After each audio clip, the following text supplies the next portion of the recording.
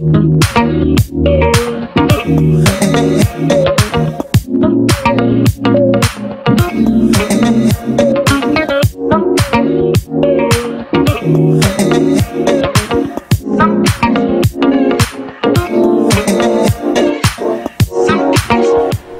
créé 6VO en novembre 2013 avec comme objectif d'être intégrateur drone applicatif, c'est-à-dire de répondre à 3 demandes qui sont d'abord d'être constructeur de drones à partir de technologies open source issues de la communauté Arduino qui a été mise en œuvre par l'École Polytechnique Fédérale de Lausanne avec 2 éléments majeurs qui sont une carte contrôleur de vol, la carte PICSOC, et un logiciel de pilotage de drone qui s'appelle ArduPilote, qui est un logiciel dit autopilote.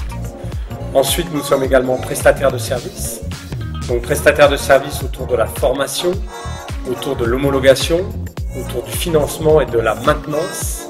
Et enfin, nous sommes éditeurs logiciels, puisqu'à la création de 6VO, j'ai acheté un brevet au CNES, le brevet EP 1152617, qui en fait permet de diffuser des images à partir d'un robot.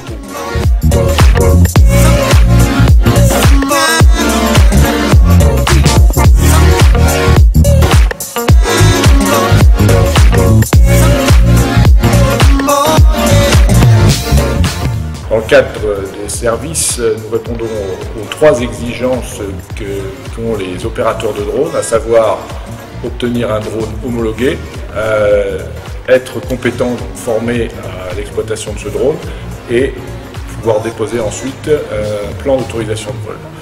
Donc dans ces 3 aspects, nous répondons pour des drones de petite catégorie de moins de 2 kg jusqu'à des drones très spécifiques jusqu'à 25 kg. Donc sous forme de dossier d'homologation. Pour la partie formation, nous répondons aux besoins théoriques et pratiques. Et pour la partie autorisation, nous aidons le client à remplir son app. Voilà. Par la suite, effectivement, il fait appel à nous pour un certain nombre d'opérations spécifiques et nous pouvons nous mettre à disposition nos pilotes à tout moment. Et j'oublie également la partie SAV, donc nous suivons nos clients tout le long de son parcours en après-vente, surtout la partie matériel et logiciel.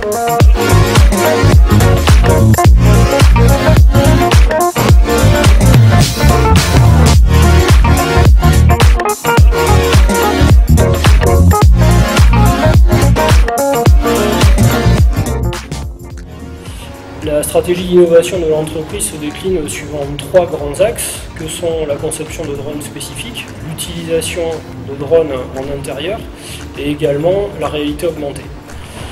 Au travers de l'activité drone spécifique, nous couvrons des domaines très variés tels que le sport mais aussi le transport de biens, donc notamment en faisant des drones qui peuvent être sécurisés, flottants mais aussi capables d'emporter des fortes charges, notamment jusqu'à plus d'une dizaine de kilos.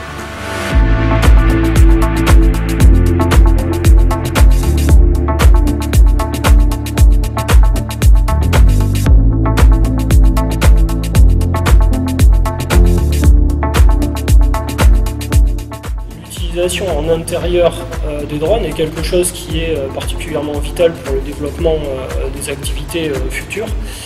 Dès que les signaux GPS ne sont pas présents, nous devons effectivement nous occuper de gérer la collision des drones avec son environnement, mais également tous les moyens qui pourraient permettre au drone de se repérer dans son environnement pour se déplacer et pouvoir effectuer des missions en mode automatique. Enfin, avec la réalité augmentée, nous couvrons des domaines qui s'apparentent plus à l'architecture ou la gestion de grands ouvrages, de travaux publics par exemple, en permettant aux conducteurs de chantier ou aux architectes de s'immerger entièrement dans la révélation de leur modèle 3D au sein du flux vidéo capté par le drone.